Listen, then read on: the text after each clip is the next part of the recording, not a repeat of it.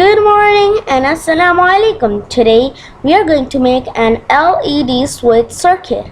We will need a resistor, a slide switch, an LED light, and at last a coin cell. Now we'll take the terminal 2 of the slide switch and we'll connect it to the negative terminal of the coin cell. Now we'll take terminal 1 of the slide switch and we'll connect it to the positive terminal of the coin cell. Now we'll take the common pin and we'll connect it to the terminal 1 of the resistor, and the terminal 2 will be connected to the anode of the LED light. The cathode will obviously be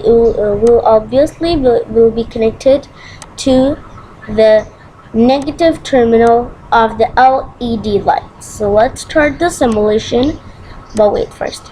Let's color these wires, the negative wires, black. This one too. Oh, not this one. This one. Okay. Now, as you can see, we have colored the negative wires black and the positive green. Okay, so let's start the simulation. As you can see, the bulb is lighting up. If we close the switch, it's not, and if we turn on the switch, it does.